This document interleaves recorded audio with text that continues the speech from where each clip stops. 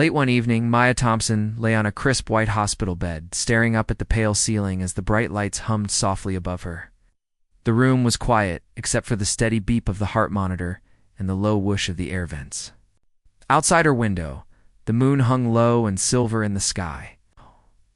It was almost 9 o'clock, but Maya felt wide awake, her brown eyes tracing the thin patterns of light and shadow on the walls. She had come here just hours earlier after she slipped on a wet patch at school and hit her head. At first, it had seemed like nothing more than a bump. But her parents, David and Carla, had insisted she'd stay overnight so the doctors could watch her. Now she lay alone in the small room, where the door's glass paneling revealed the long, brightly lit hallway beyond. Maya's father had kissed her forehead before he left, his voice thick with worry. "Get some sleep," he had said, brushing a soft strand of hair from her face. Her mother had given her a gentle hug, whispering that everything would be fine. They drove home slowly, their car lights fading in the distance, leaving Maya behind, with a small brown teddy bear pressed against her chest. The bear, stitched with her initials, had been a gift from her grandmother, and Maya squeezed it tightly whenever she felt nervous. Tonight, she held it close, its worn fur comforting against the cool hospital sheets. In the hallway, Nurse Lopez finished her rounds at the nurse's station. She glanced at the chart on her clipboard. Patient Maya Thompson, age 12, head trauma, stable. The nurse tapped her pen twice on the metal rail and stood up to stretch her shoulders. It was the middle of her 12-hour shift, and she felt the familiar fatigue tug at her eyelids. The hospital was small, but it hummed with constant activity machines. Moving in maintenance, distant echoes of footsteps, the soft murmur of the night staff. Still, the children's ward was always calmer than the rest of the hospital. Here, patients were few. The nights passed with quiet routines and gentle care. Back in Maya's room, she shifted under the thin blanket. Despite the late hour, she could not sleep. Mind buzzed with thoughts of tomorrow, her friends. At school, the big art project she had to finish, the taste of her favorite chocolate milk at breakfast. She closed her eyes and listened to the small sounds around her. The distant beep from another monitor, the muffled voice of a patient down the hall, a soft click as the door to the supply closet opened and closed. The night nurse would check. On her again soon, maybe in 15 minutes? Maya counted slowly in her head, wanting to prove she could stay awake just a little longer. She pictured the classroom where she sat during math, the way her teacher's chalk squeaked on the blackboard, the hush that fell whenever someone new walked in. She wondered how her classmates would react when she returned to school without a bruise or a bandage. Time passed in slow drips, like water leaking from a faucet. Finally, the steady beep of her monitor lulled her into a light doze. In that half-dream, she heard her mother's voice calling her name, soft, warm, urgent. Maya blinked and sat up, pressing her teddy bear to her chest. She looked around the dim room, feeling the edge of sleep pull at her eyelids. The wall clock ticked past 11. She felt safe. The windows were locked and the door was closed. Nurse Lopez was nearby, checking the next room. Everything was as it should be. Minutes later, the soft glow of the hallway light crept through the window pane as an early shift doctor arrived for rounds. The nurses exchanged a quick greeting and the doctor moved down the hall toward the other side of the ward. Silence settled again. Maya drifted back into deeper sleep, the events of the day fading into a gentle blur. In her dream, she saw her friends laughing on the playground, and she felt a rush of warmth at the memory. The hospital walls and the monitors faded away as she slipped further into rest. At nearly midnight, Nurse Lopez finished her charting at the station and set the clipboard down. She grabbed a small flashlight and began her final check of the ward. She paused at each door, shining the light through the glass panels to confirm each child's breathing and position. Room 12E. Chang lay curled under her blanket. Room 13, no movement in the crib as tiny fingers curled around the railing. Room 14, ... The door to Maya Thompson's room stood closed, the soft golden glow spilling out into the hallway. Nurse Lopez approached and placed her hand on the cool metal doorknob. She paused before opening the door. checking the time on her watch. It was 12:04 a.m. She gently pushed the door open, calling out, "Maya, it's time for your next check." The beam of her flashlight swept across the room. Empty bed. No teddy bear. The blanket lay crumpled on the mattress, soft and stained with small creases where Maya must have sat. Nurse Lopez's heart skipped a beat, but she stepped in, shining the light across the floor. The window stood wide open, the white curtains fluttering. On a breeze from outside, her flashlight beam caught movement on the sill, small footprints in the thin dust gathering there. "Hello?" the nurse said, her voice trembling slightly. She set the flashlight on the bedside table and flipped on the main light switch. Suddenly the room felt too bright, too real. She called into the hallway, "Help, Dr. Hauser. Come quick." In seconds, 2 other nurses and the young doctor hurried in. They stared at the empty bed in shocked disbelief. Nurse Lopez pointed. At the open window, the window was low to the floor, its latch broken. Outside, the night air whistled softly through the hospital garden below. No sign of Maya on the small balcony or the ground beneath. The teddy bear lay on the windowsill, its head tilted to one side, the stitched initials just barely visible. For a moment, time seemed to stop. The beeping monitor sat silent on the floor, its lead wires still trailing from the mattress. The room filled with hurried footsteps and soft gasps. The night's calm shattered like glass. Dr. Hauser bent to pick up the bear, his brow furrowed. He looked at the tag sewn to its paw. M. Thompson. The bear's eyes, once so comforting, seemed to stare back with concern. Dr. Hauser's voice was low. "This is Maya's. She must have slipped out the window in her sleep." Nurse Lopez's hand shook as she fumbled for her radio. She called the front desk, her voice tight. "Emergency, ... patient gone, ... window open, ... we need a search team now." The hospital's PA system crackled to life with an urgent announcement. Staff sprang into action. Security guards blocked exits, while other nurses rushed to check every room in the pediatric ward. Outside, the night security team grabbed flashlights and ran toward the garden. In the hallway, Dr. Hauser addressed the small group of medical staff. "We need to call the police. Someone must have seen something."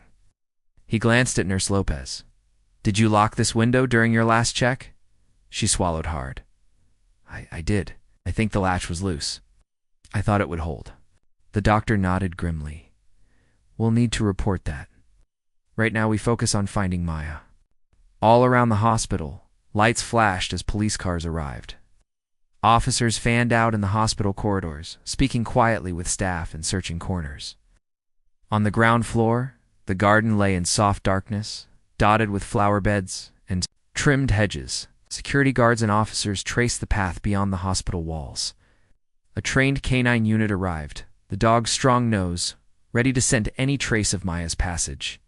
As the patrol officers moved into the surrounding neighborhood, the night air filled with the distant bark of a dog and the low hum of police radios. Inside the hospital, the pediatric ward felt suddenly empty without Maya's gentle presence. The small desks and colorful paintings on the walls seemed to watch the staff with worried eyes. Every sound echoed, heels clicking, radios squawking, soft whispers of concern. Nurse Lopez stood by the window, tears welling in her eyes. Touched the small footprints on the windowsill, now fading in the dust, and whispered, "I'm so sorry, Maya." Far down the hall, through the bright lights and buzzing machines, Maya's parents arrived in a rush. David and Carla ran hand in hand, their faces pale with fear. They followed the trail of hurried staff until they found the empty room. Their eyes locked on the crumpled blanket and the little teddy bear on the sill. Carla dropped to her knees, reaching for the bear and clutching it to her chest. David stood behind her, his hands trembling as he tried to comfort his wife and comfort his own shattered heart. In that moment, in the quiet glare of the hospital lights, the world changed for the Thompson family. Maya was gone, vanished without a sound. The soft hum of the hospital faded into a distant echo as fear and anguish filled the air. and so began the long, desperate search for a little girl who had slipped away in the night, leaving her family, her teddy bear, and a trail of questions that no one yet knew how to answer. The morning after Maya's disappearance, the Thompson house felt empty and cold. David and Carla sat at the kitchen table, cradling mugs of untouched coffee. The sun rose, but its light did nothing to warm their hearts. Their small home once, full of laughter and chatter, now held only hushed whispers and worried glances. On the fridge door, dozens of flyers showed Maya's smiling, face-bright eyes, curly hair tied in pigtails, her favorite pink dress visible in the photo.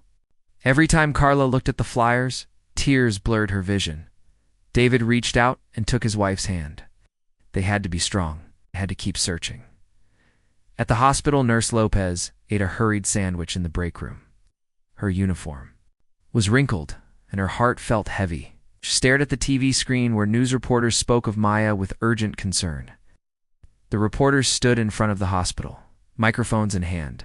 A banner scrolled, 12-year-old girl missing from local hospital during overnight stay. The nurse closed her eyes and whispered Maya's name. She promised herself she would do everything she could to help find the little girl she had grown, to care for her outside. The town of Cedar Creek unfolded just like any other day. The small shops opened their doors.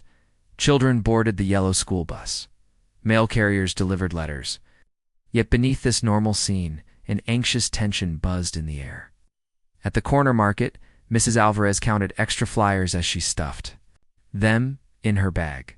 "I'll post these at the church," she told the store clerk, "and I'll put some at the grocery store, too. Can't stop looking." In the sheriff's office, Sheriff Daniels paced in his neat uniform. He held the missing person report in his hands, tapping the paper against his palm. His team of deputies crowded around the conference table. On the table lay maps of the town, aerial photographs, lists of volunteers. Sheriff Daniels pointed at the map. "We start here at the hospital grounds." He traced a path with his fingertip. "Then we move out in expanding circles. I want foot patrols in the nearby woods, drone teams along the riverbank, and the canine unit ready." He looked around the room. "Every minute counts. Let's move." Deputy Carter nodded and grabbed a walkie-talkie. "I'll coordinate with the canine team." Deputy Mills gathered flyers and headed out to post them on lampposts. Soon, a line of patrol cars rolled toward the hospital, their lights flashing even in broad daylight. Volunteers from the community friends of the Thompsons, local teachers, and neighbors joined the search. They carried thermoses of coffee and buckets of supplies. At the hospital entrance, they formed two lines. Outside the children's ward, officers briefed them.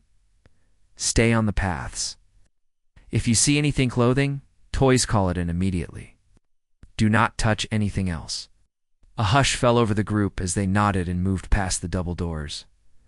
David and Carla stood at the edge of the hospital garden. The grass was green and soft under their feet, but their hearts felt like stone. Carla knelt and pressed her fingers into the dirt, imagining Maya's tiny hand there. David wrapped his arm around his wife and kissed the top of her head. "We'll find her," he whispered. "I promise." Carla closed her eyes and let herself believe. Even as fear shut down every other thought, volunteers fanned out across the garden. Looking under benches and behind rose bushes, the canine unit worked beside them, the dog's nose to the ground. Ears alert, an hour passed, no sign of Maya, still no one gave up. The search widened to the neighborhood behind the hospital. Quiet streets lined with neat houses grew noisy with people calling Maya's name. Maya, Maya. The echoes carried from one front yard to the next. Some children outside on their porches looked up in sadness. Some stopped riding their bikes to key their heads in concern. At the local diner, the search became the topic. Of every conversation, the clink of dishes and murmur of conversation quieted when someone mentioned Maya. "I saw her in the park last week," claimed one customer. "No, it was 2 weeks ago," corrected another. Every memory possible, citing even unconfirmed rumor, felt like a ray of hope. In the back booth, the diner's owner, Mr. Patel, poured cups of coffee for the searchers. "You'll need this," he said gently. "Keep going." His eyes held compassion, and he refused to charge them for the coffee. Meanwhile, Sheriff Daniels organized a press conference in the town square. A small stage was set up next to the fountain. Microphones stood ready, flanked by speakers. Chairs were arranged for reporters and townspeople. The sheriff took the stage. A hush fell. His face was serious, lines of worry visible on his forehead. He cleared his throat. "Thank you all for coming." He spoke about the tireless efforts of his team, the volunteers, and the hospital staff. He appealed to anyone with information to step forward. "No detail is too small," he said. "Please, if you saw anything last night, a stranger loitering near the hospital, contact us immediately." Cameras flashed and people took notes. Some wiped tears from their eyes. Children held their parents' hands, unsure of what was happening, but feeling the sadness in the grown-ups around them. Back at the Thompson home, the phone rang constantly. David answered each call with a hopeful heart, only to feel his hopes dashed when there was no new information. Carla organized the list of calls, writing times and numbers in a large notebook. Every evening, the notebook grew thicker. Every evening, they grew more exhausted, yet they refused to stop. Every ring of the phone, every knock at the door, every flyer handed out, carried the promise that Maya was still out there somewhere. On the third day, a local fisherman, Jim Reeves, arrived at the sheriff's office. He carried a wrinkled photograph. The photo showed a long, curved canal behind the hospital, where the sewer system opened into a small creek. Reeves had been cleaning his boat engine near the canal entrance when he saw an abandoned pink slipper floating in the water. It was Maya's slipper, bright pink, with tiny bows on the straps. Reeves's voice shook as he handed the photo to Deputy Carter. "I thought it was trash at first," he said, "but then I remembered the missing girl." The sheriff examined the photo with furrowed brows. "Where exactly did you find it?" he asked. Reeves pointed on a second map. Soon divers and officers stood beside the canal, ready to search the water. Volunteers held their breath as the search began by late afternoon. The canal dive ended with no sign of Maya. They recovered branches, leaves, even an old shoe butt, not the little girl. The searchers emerged from the water drenched and disappointed. Yet every person there still felt a flicker of hope. They cleaned the equipment, packed their bags, and vowed to return. The sheriff thanked Reeves and the dive team. "We'll come back first thing tomorrow," he said. Reeves nodded and walked away, head down. Through the week, the search grew more determined. Maps in the sheriff's office showed dots where people had looked: woods, parks, parking lots, backyards. Yet every dot ended the same way: no Maya. Still, each search brought the community closer together. Strangers became friends as they walked side by side calling Maya's name. Local businesses donated supplies: flashlights, bottled water, granola bars. The elementary school held an assembly where students drew pictures of Maya and wrote messages of hope on a giant banner that hung in the town hall: "Bring Maya home." Every night, the banner glowed under floodlights, a bright plea against the dark sky. Carla and David attended every search event they could, though it tore their hearts open each time. Sometimes they simply stood on the edge, hands clasped, watching others look for their daughter. The kindness of Cedar Creek often brought tears to their eyes. They saw people remove their own jackets to wrap around another volunteer or share a sandwich when someone's lunch ran out. The unity warmed them in moments of despair. They found strength in the faces around them, faces they might not have known before, all joined by a single wish that Maya would return. Late one evening, as the sun dipped low, casting long shadows across the park, Sheriff Daniels gathered the key team at the edge of the woods. The light was soft, golden, and the birds had quieted. He looked at the volunteers, remote sensing drone operators, canine handler, and deputies. "Tomorrow," he said, "we focus on the woods behind the hospital. We miss some pockets of dense brush. The dog will go in first, then we follow. We'll find her." His voice was calm but firm, offering both direction and comfort. The team nodded. They distributed maps and flashlights and checked batteries. That night, as the town slept, the Thompson house glowed with lamplight. David and Carla sat side by side, going through the night's search plan. Their eyes were red from crying, but their resolve was unbroken. Carla took a deep breath. "She's out there," she said softly. "She's waiting for us." David placed his hand over hers. "We will not stop until we bring her home." And so, across Cedar Creek, the search pressed on. Every morning, new volunteers gathered. Every afternoon, teams wove through forests and creeks. Every night, the Thompsons and the town held on to hope. In the hum of helicopters, the crunch of boots on leaves, and the faint beep of radios, a single message echoed: "Find Maya, because." In a town united, no family fights alone, and no child is forgotten. 2 years passed since the night Maya Thompson slipped out of her hospital bed and into the shadows. The seasons cycled through, their quiet changes: spring blossoms, summer heat, autumn leaves, turning gold, and winter snow. Yet nothing changed for the Thompson family. Every day was the same hope and heartbreak. David and Carla's small house still held signs of their missing daughter. On the living room wall hung a large clock, its hands frozen at 12:04, the time the nurse first called for help. Beneath it, a row of Maya's drawings waited for her return: rainbows, smiling suns, and stick figures holding hands. The drawings were faded at the edges, but David and Carla refused to take them down. They said the empty frames were reminders that Maya could still come home. Inside the house, light streamed through lace curtains in the morning, but the rooms always felt quiet. Carla moved through her routines in slow motion. She made Maya's favorite breakfast, each day pancakes, shaped like stars with fresh strawberries. She placed a plate on the kitchen table and sat watching it grow cold. Sometimes she imagined Maya skipping through the doorway, calling Mom, "Hey." In that sweet voice, Carla missed so much. But no footsteps came. At night, David kept vigil in the living room, sat in Maya's old armchair, reading her bedtime stories aloud. He had memorized every line of the adventures of Little Bear and the magical treehouse. He spoke softly into the empty air, his voice cracking at the names of the characters. After the story, he would sit in silence until the house settled, then turn off the lamp and climb the stairs alone. Their neighbors had tried to help. Every spring, Mrs. Alvarez delivered fresh flowers to the front porch.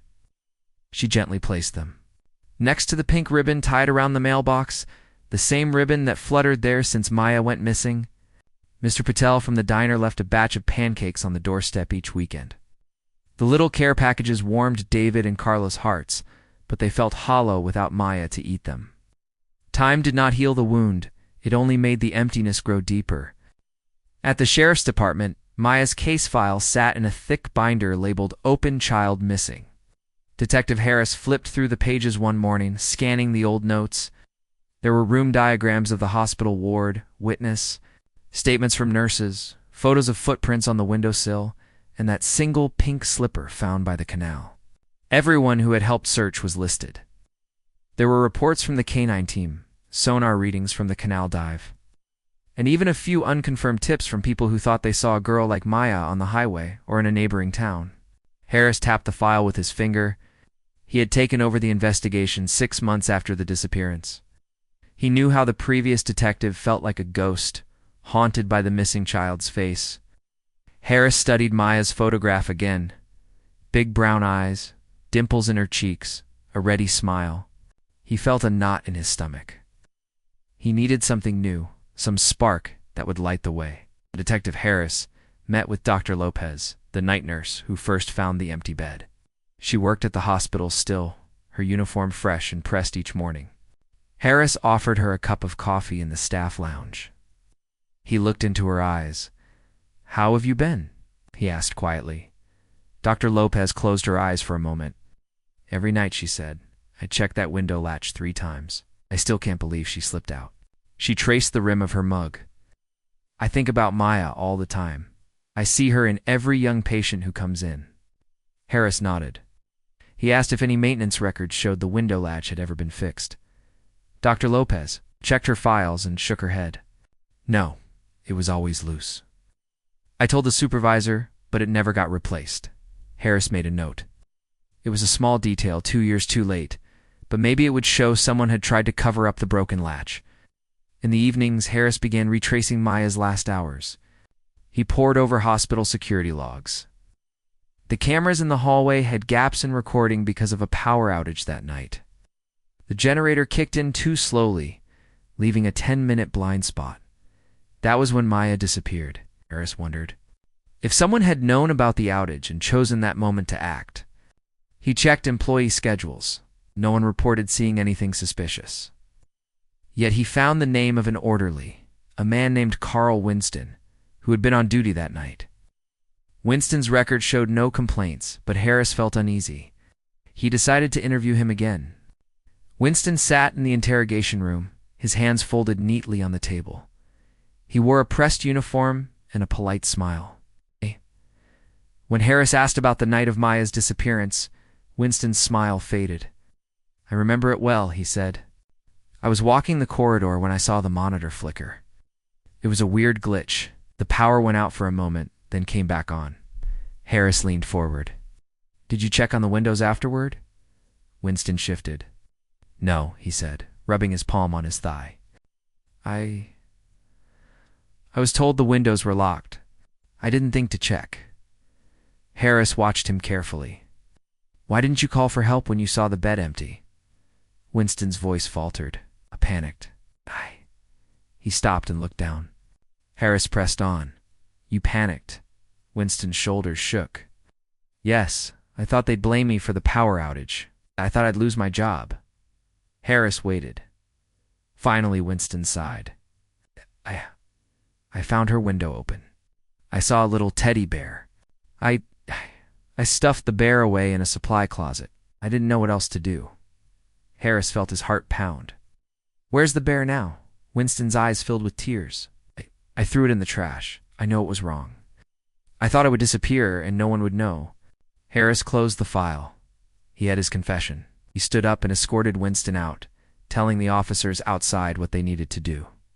The next morning, the news spread across Cedar Creek. One of the hospital staff had finally spoken. The orderly admitted he saw Maya's bear and hid the evidence. Everyone was stunned. The Thompson family watched the press conference on TV. They held each other tightly as Sheriff Daniels announced the confession.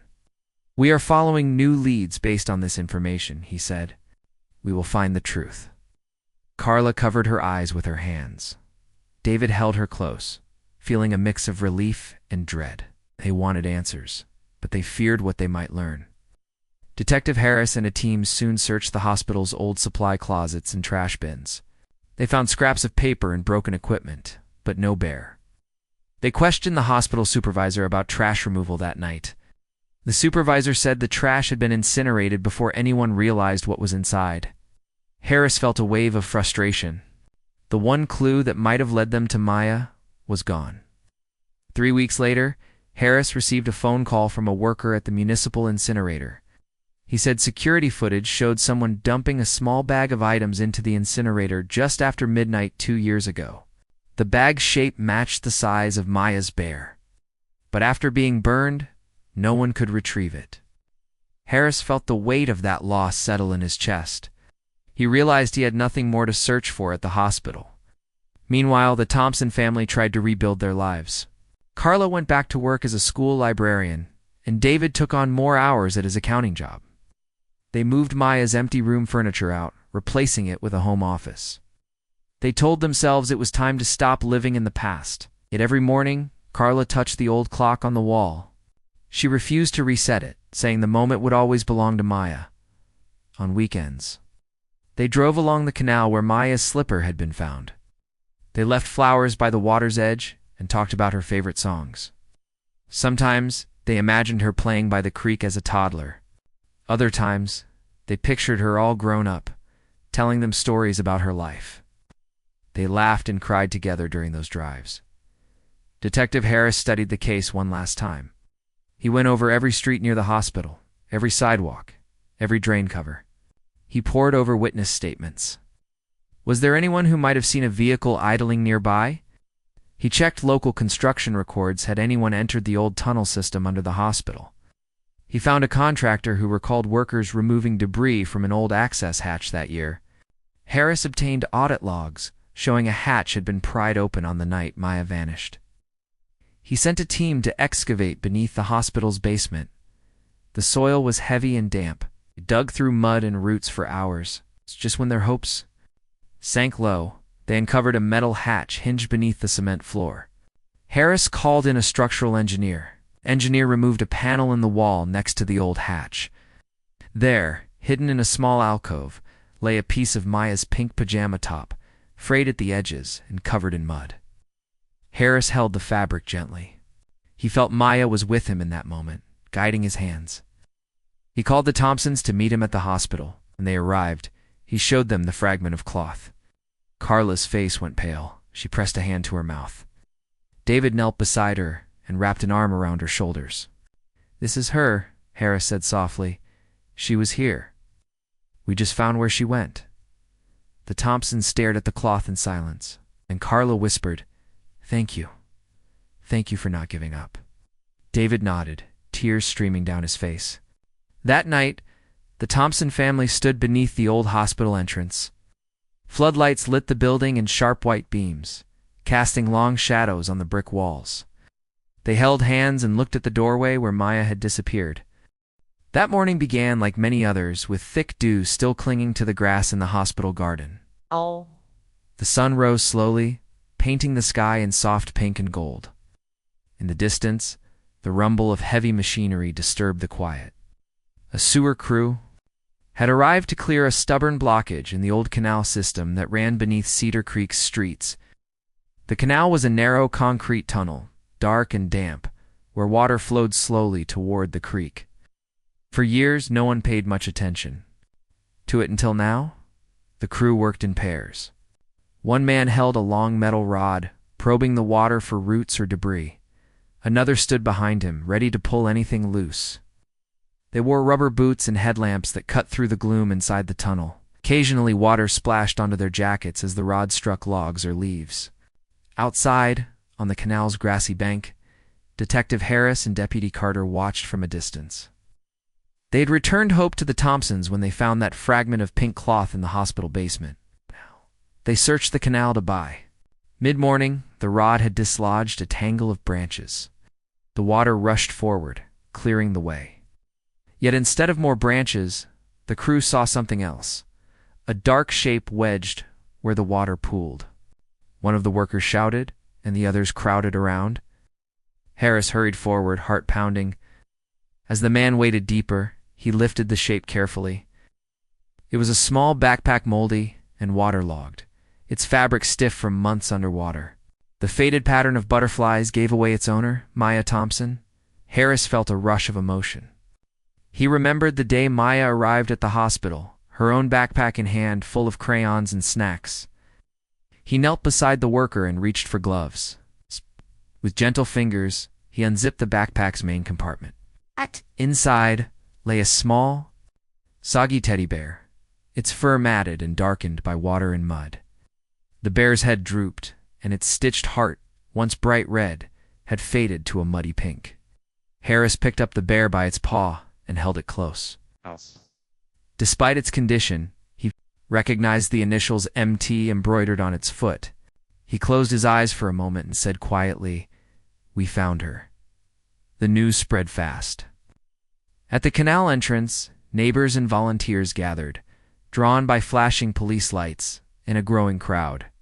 The Thompsons arrived on foot, guided by Deputy Carter. Carla slowed as she saw the backpack held by a uniformed officer. Her hand flew to her mouth. Stood behind her, staring at the ground. Harris approached them and knelt, placing the backpack gently on a flat stone. He unzipped it again and withdrew the bear. Carla took it from him and pressed it to her chest, tears falling freely. Maya's beloved toy had come home. Detective Harris spoke softly to the crowd.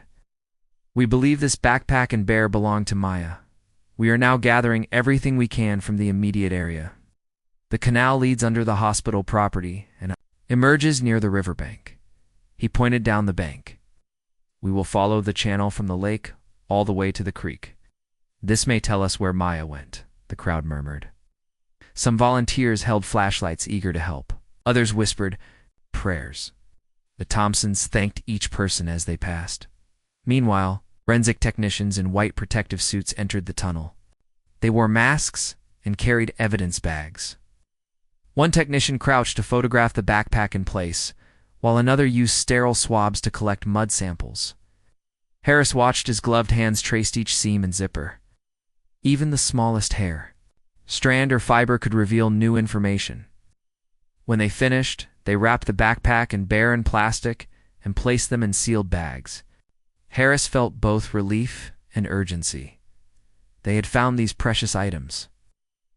But the search for Maya's remains had just begun. By late afternoon, the crew and volunteers had cleared more of the tunnel. They discovered an old maintenance door, rusted shut, that led into a narrow corridor under the hospital. Harris pushed it open with effort, revealing a small iron passage. Now the floor was wet, and the low ceiling forced him to crouch. He led a small team down the corridor with headlamps cutting through the darkness. Each step was cautious, concrete. Walls were slippery, and stray wires hung overhead. They moved slowly, calling Maya's name, echoing softly in the tunnel. No reply came, only the drip of water and the hum of their lamps. At the far end, they reached a broken grate above a patch of mud. Harris shone his light upward. The grate's bars were bent outward, as if something heavy had pushed through. He peered into the mud. There, half buried, lay a fragment of pale fabric. He set his lamp down and knelt, pulling the fabric free with gloved hands. It was part of Maya's pink pajama top, the same pattern as the cloth found in the hospital basement. Tears welled in his eyes. "This way," he whispered, pointing back toward the exit. They emerged from the tunnel into a quiet, leafy area behind the hospital. Harris radioed the team still at the canal. "We found fabric near the grate. Proceed to these coordinates and look for any other items." A reply crackled back that the channel ahead had another blockage. The crew cleared more debris and discovered a pair of small sandals and a plastic hair clip, Maya's sandals, with straps broken, and a yellow clip she wore in her hair for picture day. Harris held them up for the team to see before placing them in evidence bags. Each item teased out a part of Maya's final moments: the path she traveled through the tunnel, the spot where she might have paused, the way her belongings scattered along the water's flow as the sun dipped low, painting the sky with fiery streaks. The search shifted from methodical to solemn. Harris gathered the Thompsons by the canal entrance, showed them the sandals and hair clip. Carla held the clip as if it were a fragile bird, her breath coming in shallow gasps. David knelt beside her, placing his hand on her back. "This confirms she walked through here," Harris said gently. "We will keep searching until we find her." David nodded, his jaw tight with determination. "We must know what happened," he said. "We want her home." That evening, long after the crew packed up and volunteers headed home, Harris stayed. Behind with a small team, they lit lanterns along the canal bank and used metal poles to probe deeper into the water. The air was cool and still, broken by the occasional croak of frogs and the rustle of leaves. Harris felt the weight of every step, each one closer to Maya. Around midnight, one of the poles struck something solid. The team lowered a grappling hook and pulled steadily. First it seemed like just more debris. Then a shape emerged. A small, slim bundle, enveloped in the hospital blanket she once slept on. Harris gasped and called for more light. Two officers pried the bundle free and laid it on the grass. They unwrapped the blanket with solemn care. There, pale and still, was Maya Thompson. The sight hardened Harris's heart, but he closed his eyes and prayed for her peace. He knelt and softly said her name. After a moment, he gestured to the officers. They wrapped her in a fresh white sheet and lifted her carefully onto a stretcher. In silence, they carried her out of the tunnel and into the waiting arms of her parents. Carla ran forward, collapsing beside her daughter, her cries soft and broken. David held them both, rocking back and forth as stars sparkled overhead. The scene at the canal was both tragic and sacred. The town's streetlights glowed in the distance, casting gentle halos through the mist. Neighbors and officers gave space, standing respectfully in the quiet night. Detective Harris remained by the stretcher until it disappeared into an awaiting vehicle. Then he stood alone at the water's edge, looking at the dark tunnel that had held so many secrets. He whispered a promise into the night air. Rest. Now, Maya, we have brought you home.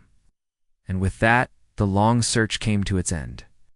The sewer crew had merely come to clear a blockage, yet in doing so, they cleared the path to the truth.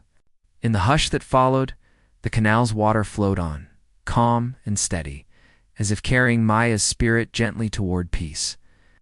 The town of Cedar Creek would never forget that summer night, when hope and sorrow met in the canal, and a small girl's journey found its final rest. The sun rose pale and gentle over Cedar Creek the morning after Maya was brought home. The hospital driveway was quiet, except for the soft hum of the coroner's van pulling away. David and Carla Thompson stood at the entrance, hands clasped. Tightly their faces were drawn with grief, but there was a calm resolve in their eyes. Neighbors and friends lined the driveway, holding flowers and cards. When they saw the Thompsons, they bowed their heads and spoke Maya's name in hushed tones. No one tried to offer words that could erase the pain. Instead, they stood together, sharing the weight of sorrow and love inside the Thompson home. The living room was filled with people who had helped in the search: nurses, police officers, volunteers who had walked the fields, members of the sewer crew. Each person quietly entered, giving hugs and placing flowers on the coffee table. A single white candle burned beside Maya's favorite drawings, and the soft light flickered over her smiling sun and bright rainbow. In the corner, Carla had arranged Maya's belongings: the pink slipper, the flashlight from the tunnel, and the small teddy bear with its water-stained fur. Each item held a story, a final chapter in Maya's short life. That afternoon, the coroner's office released its report. Dr. Henson spoke in calm, clear sentences so that the Thompsons could understand.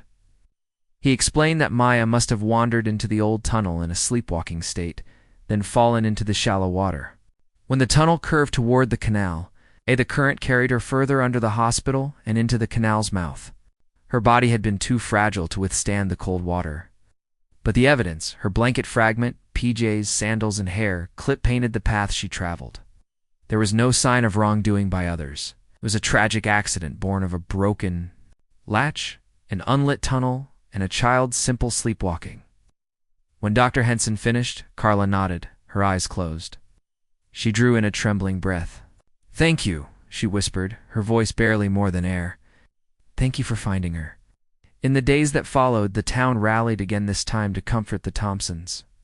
They held a small memorial service in the hospital's garden, where Maya had first disappeared. A simple wooden cross, adorned with white lilies and daisies, marked the spot.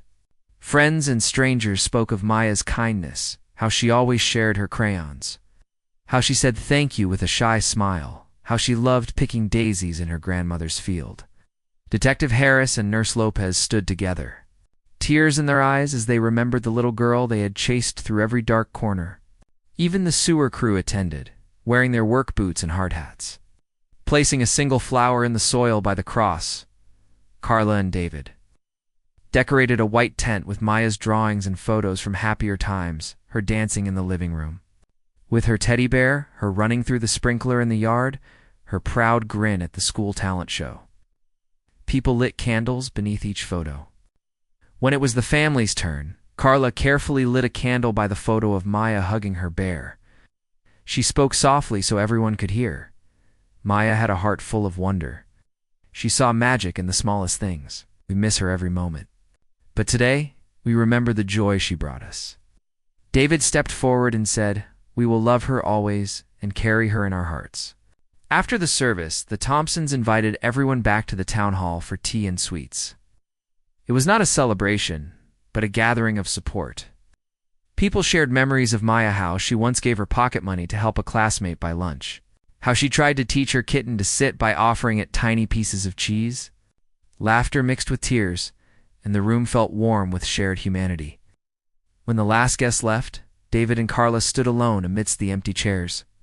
Carla rested her head on David's shoulder. "She brought us together," she said. Kissed. "Her hair?" "Yes," he agreed. "And we will keep her light alive." In the weeks that followed, the Thompsons worked with the hospital, the city council, and local builders to make the tunnel and hospitals safer. The old window latch was replaced with a secure lock, and motion sensors were installed along the ward windows. The tunnel entrance was sealed and covered with a grate that could only be opened by authorized staff. Lights were added to every dark corner of the hospital basement and garden. The city repaired the canal wall and added warning signs near the water's edge. The hospital set up a new safety committee named Maya's Watch, which met monthly to review and improve security measures. Each member wore a small pin of a pink butterfly, the same pattern from Maya's backpack. Carla began speaking at schools and community groups about sleepwalking risks and safety. She spoke about locks, alert systems, and broken latches, and she taught parents how to talk to children who sleepwalk. On slow mornings, she handed out pink butterfly stickers to kids, telling them, "This is Maya's butterfly. She reminds us to stay safe." Teachers invited her to speak at parent-teacher nights. Her calm voice carried both sorrow and determination, and people listened as if she spoke of their own safety. David volunteered to help train the hospital staff on emergency response, using Maya's story as a lesson.